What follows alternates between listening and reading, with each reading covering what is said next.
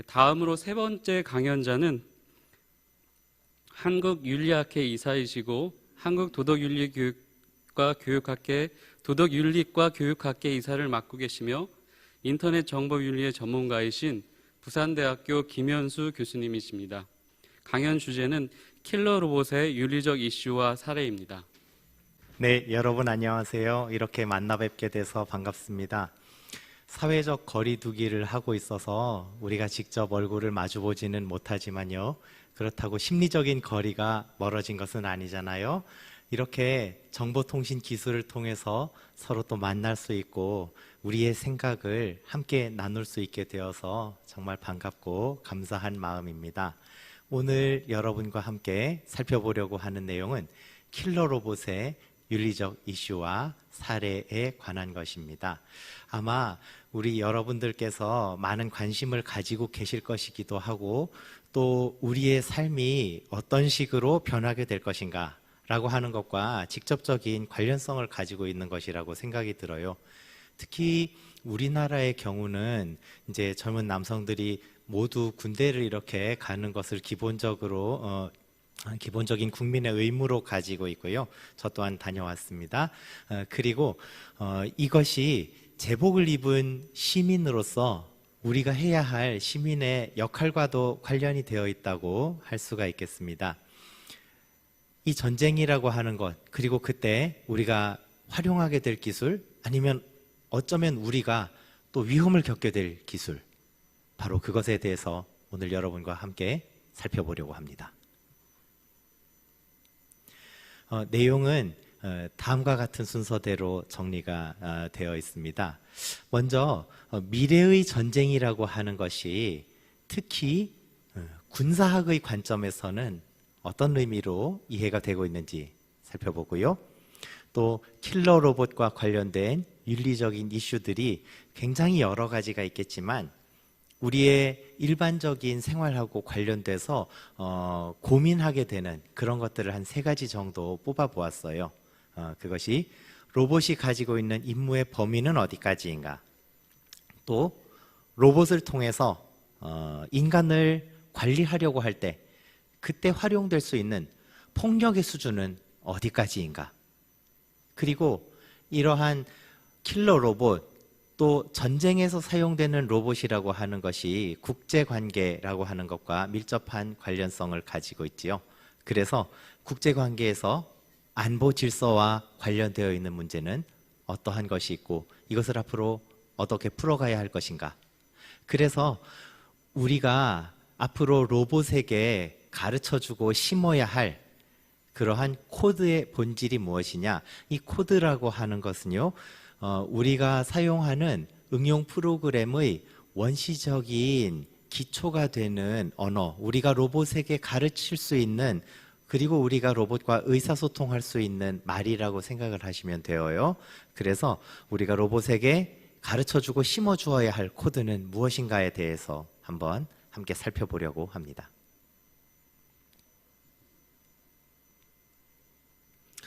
전쟁이라고 하는 것이 무엇일까요?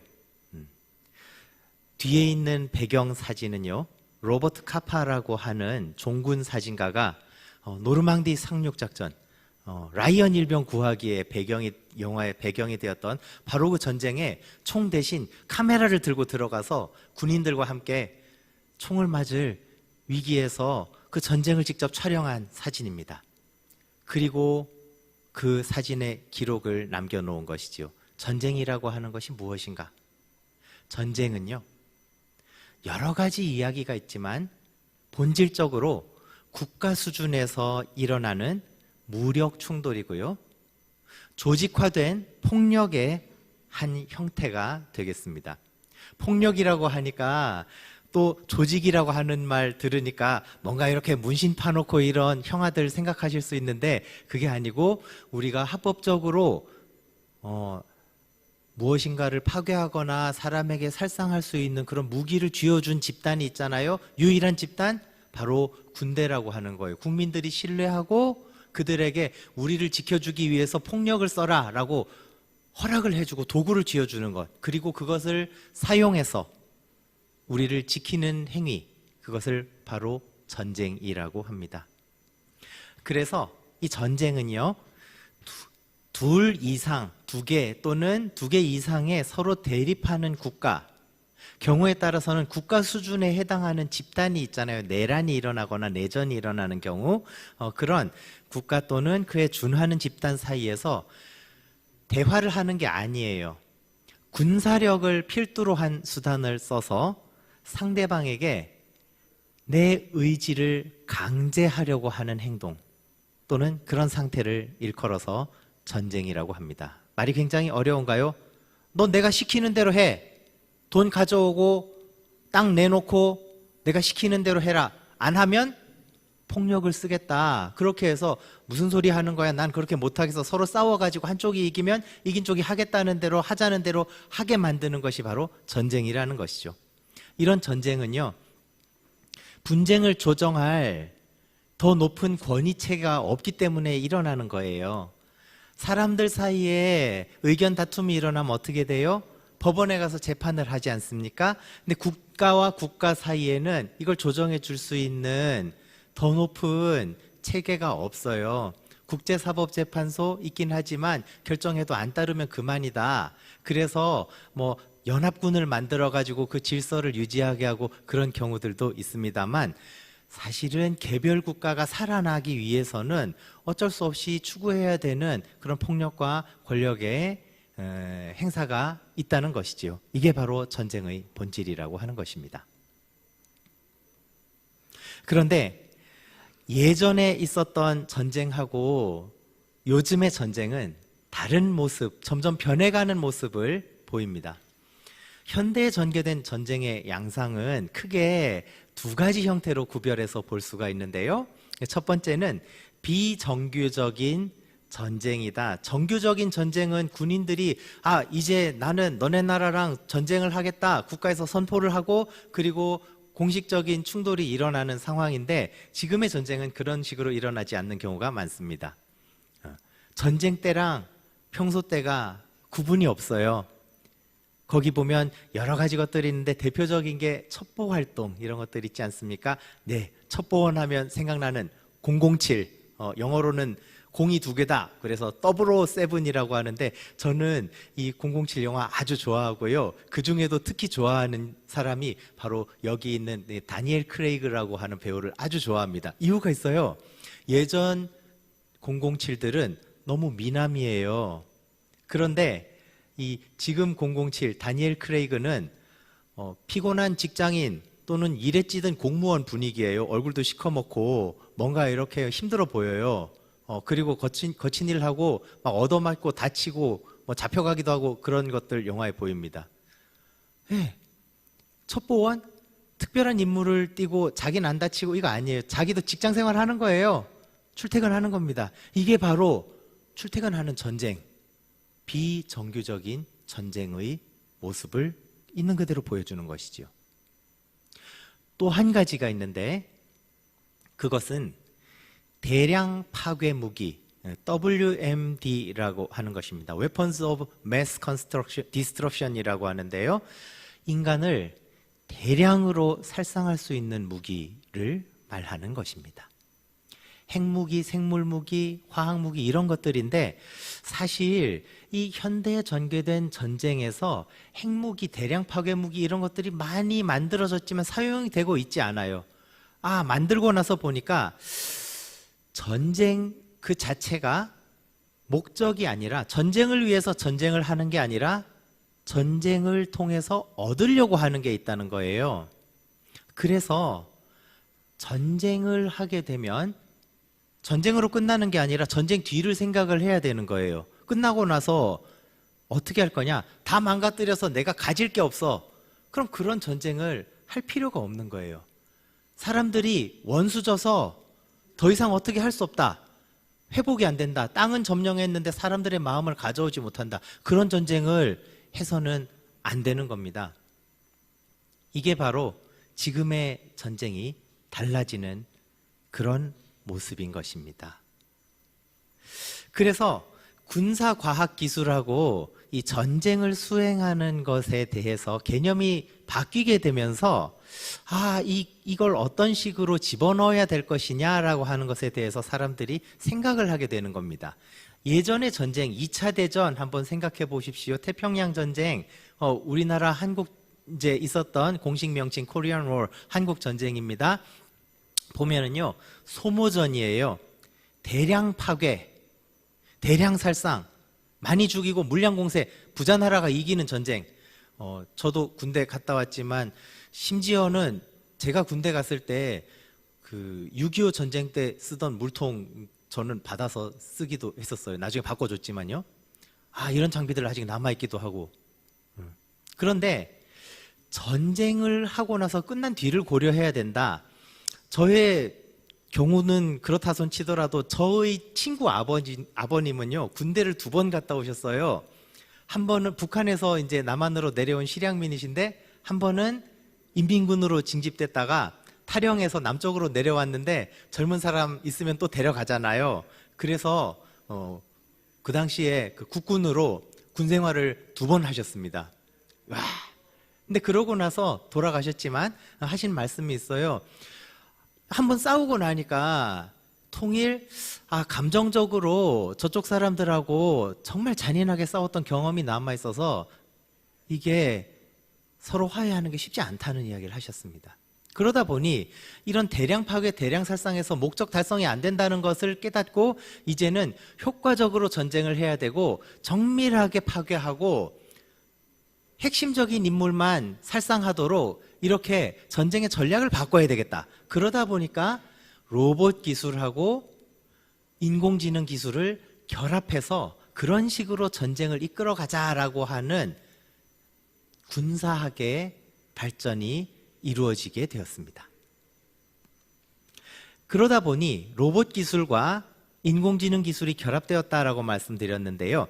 이 로봇 기술이라고 하면은요, 봇이라고 하면 소프트웨어적인 것을 말하는데, 로봇 그러면 자동으로 특정한 일을 할 수 있게 만든 기계를 의미하는 것이에요. 그래서 이 로봇이라고 하면 크게 3가지가 존재하는데, 그 3가지 요소가 있는데요. 하나는 센서, 밖에 자극을 받아들이는 부분, 그 다음 프로세서, 자기가 판단하는 부분, 그리고 액추에이터, 몸으로 움직이는 부분, 신체에 해당하는 부분이에요. 그런데 이 로봇 기술에서 인공지능과 결합하는 가장 핵심적인 부분은 프로세서에 해당하는 부분입니다.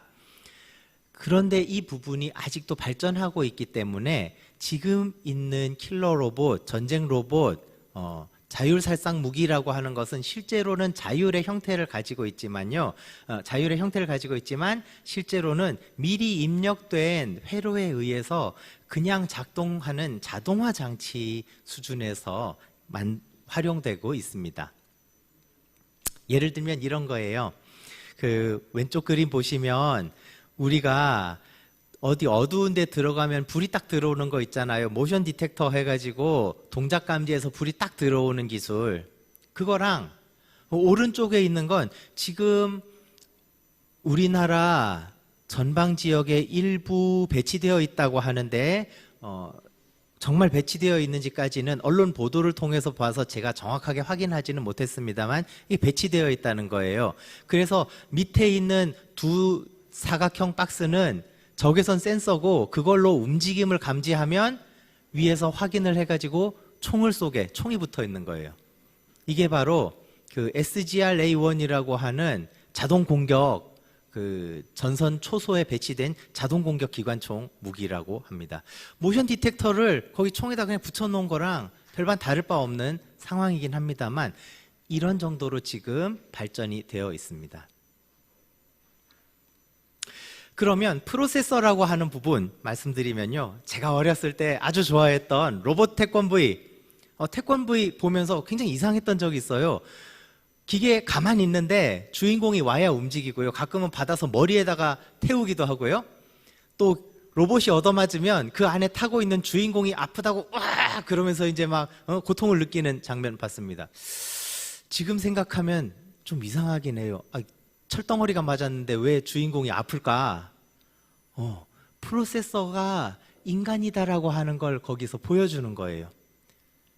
그때 상상은 그랬지만 지금은 어떻습니까? 지금 우리가 로봇, 킬러 로봇 하면 내가 들어가서 생각을 대신해 주는 게 아니라 같이 대화를 주고받는 거예요. 오른쪽에 있는 그림과 같이 너와 내가 같이 생각할 수 있는 수준까지 가는 것을 상상하고 있는 세상입니다. 인공지능 기술이라고 하는 것이 금방 말씀드린 것처럼 논리회로 미리 설계된 대로 움직이는 수준을 넘어서서 스스로 데이터를 학습해서 일을 처리하는 방법이나 또는 일 처리의 내용을 바꿀 수 있을 정도로 발전한 지능, 이것이 바로 인공지능 기술이라고 하는 것이죠.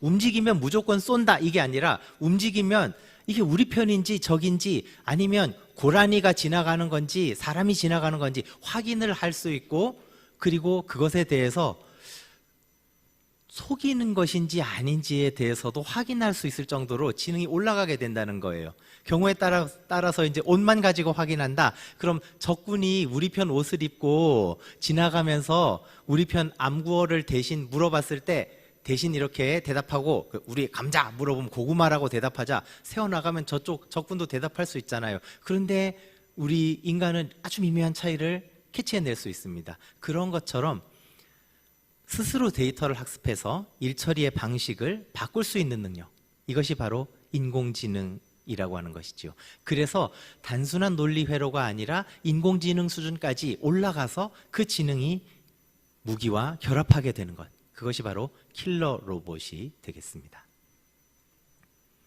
이런 킬러 로봇은요, 사실은 그 치명적 자율 무기라고 하는 말로 설명되기도 하고, 정식 명칭은 여기서 말하는 LAWS, Lethal Autonomous Weapons System, 그 자율적으로 치명적인 공격을 가할 수 있는 무기다라고 이야기를 하는데, 우리는 이해하기 좋게 통상적으로 킬러 로봇이라고 이야기를 해요.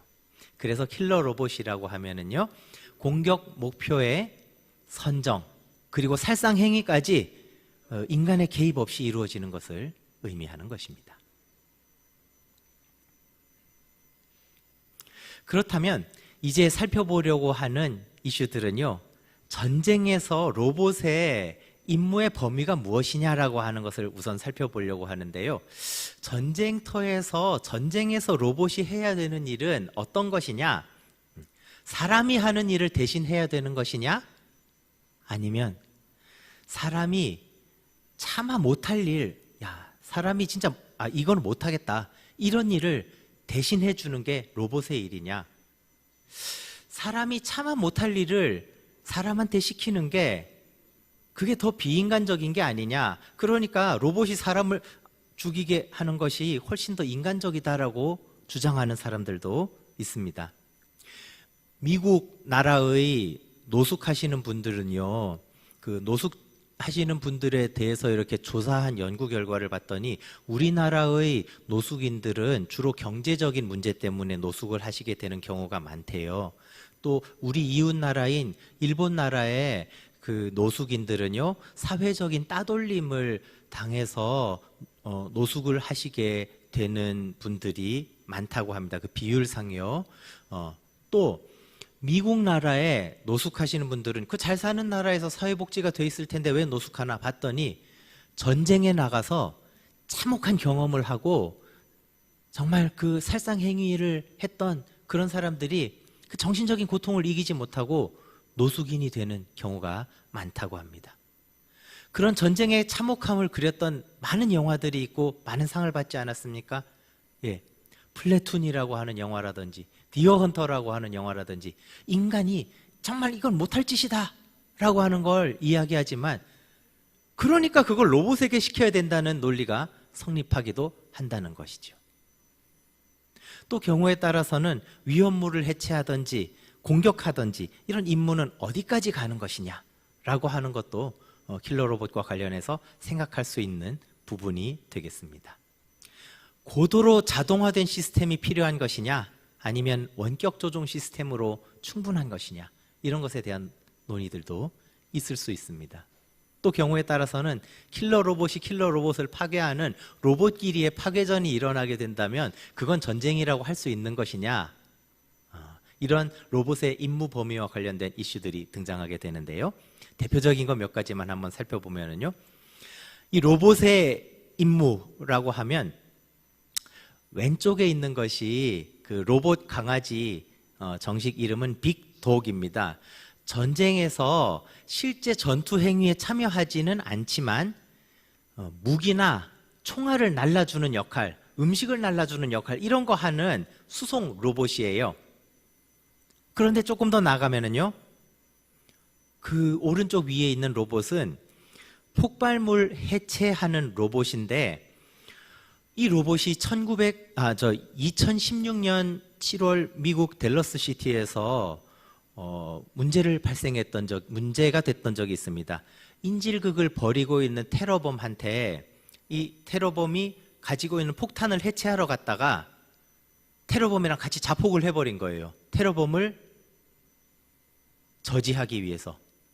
그렇게 해서 인질은 구하고 테러범은 죽었는데 이렇게 폭탄을 해체하려고 했던 로봇이 해체하려고 하다가 테러범을 사살한 그런 문제가 발생했습니다. 이것이 로봇이 최초로 사람을 살상하는 데 사용됐던 킬러 로봇이 사용됐던 사례로 발표가 되었었는데 다른 데 또 어디 있는지는 모르겠지만 언론에서는 최초로 사람을 죽인 사례라고 보도했습니다. 야, 이거 로봇의 임무냐? 더 나아가면 터미네이터, 아놀드 영화배우 미국 주지사님이네요. 우리 아놀드 주지사님 젊었을 때 나오신 터미네이터 영화. 인간과 같이 인간을 죽이기 위해서 미래에서 온 로봇. 어디까지 우린 허용해야 되냐? 이런 것들이 이슈로 등장하고 있습니다. 이런 것들은요, 아마 여러분들 치킨 좋아하시나요? 뜬금없이 보이시나요? 양념통닭, 우리나라에서 굉장히 큰 산업입니다. 맛있게 먹습니다. 그런데 생닭 한 마리 주고 닭을 잡아먹어라 라고 하면 이 도시에 살고 있는 우리가 잡아먹을 수 있는 사람이 얼마나 되겠어요? 내가 윤리적인 판단과 그 결과물로부터 점점 멀어지면 멀어질수록 아주 우리가 가지고 있는 공감 능력이 떨어지면서 잔인성이라고 하는 것이 아무렇지 않은 기계 기술과 결합하게 되는 경향을 보인다는 것이죠. 라이언 일병 구하기라는 영화 아까 말씀드렸었는데요. 이 영화가 맨 처음 20분 동안 상륙작전을 할 때 군인들이 죽어나가고 총 대포 맞아가지고 팔다리 떨어져 나가고 굉장히 잔인한 장면을 있는 그대로 그려서 영화제에서 상을 받게 됐습니다. 그런데 정작 이 2차 대전에 참전했던 참전 용사들은 이 영화를 보기를 거부했다는 거예요. 왜? 너무 실제 같고 너무 고통스럽고 내 경험이랑 똑같고 다시 생각하고 싶지 않거든요. 그런데 우리는 한 걸음 떨어져서 영화를 봅니다. 이건 어떻습니까? 공격하는 드론인데요. 이 무인기를 가지고 공격 행위를 할 때 무인기는 분쟁 지역, 아프가니스탄 이런 곳에 가 있지만 조종사는 미국 텍사스에 있는 공군기지로 출근을 합니다. 가서 게임 화면을 보듯이 보고 공격을 하는 거예요.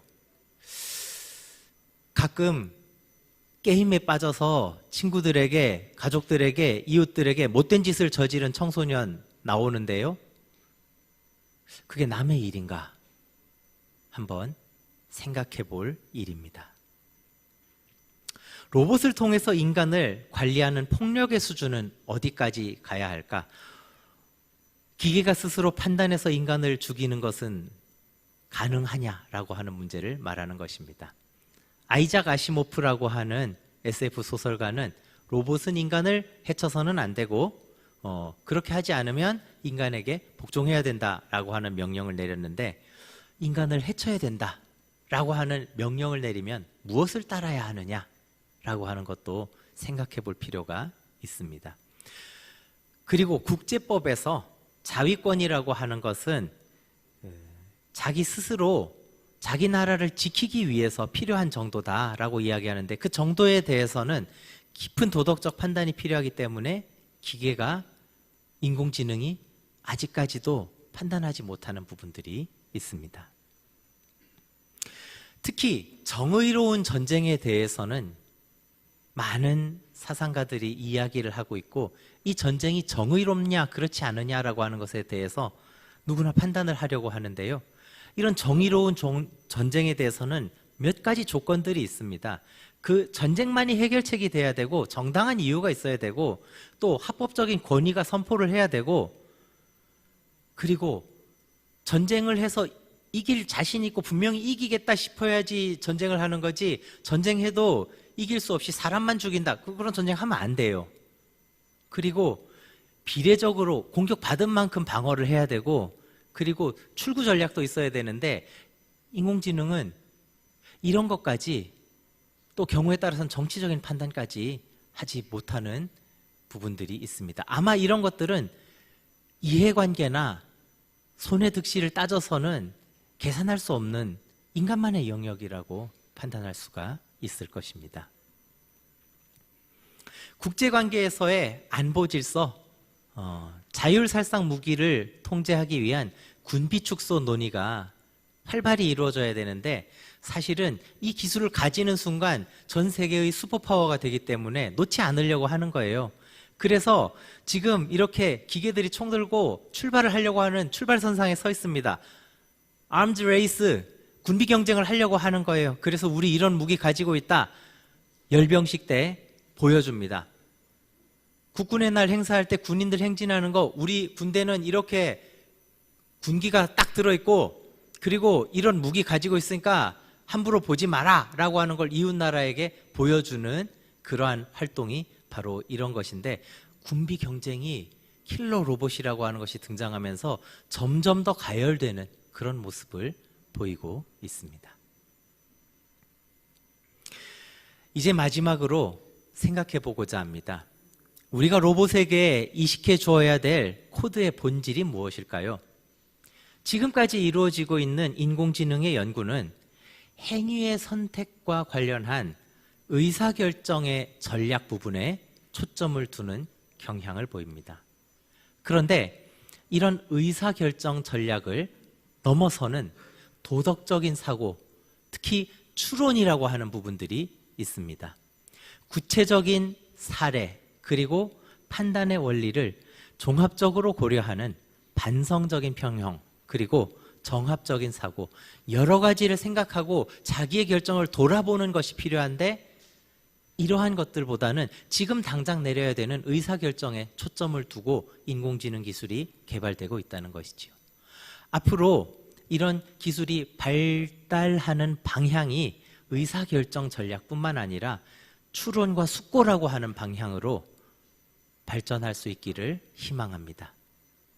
마지막으로 옳음에 대해서 신념을 가진 그런 인공지능의 설계가 이루어지기를 희망합니다.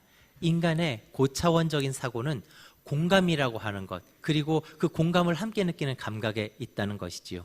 그래서 그저 옳다라고 하는 것을 판단하는 것이 아니라 그 옳음을 수행해야 된다라고 하는 신념을 가진 그런 인공지능의 설계가 이루어지기를 희망합니다. 감사합니다.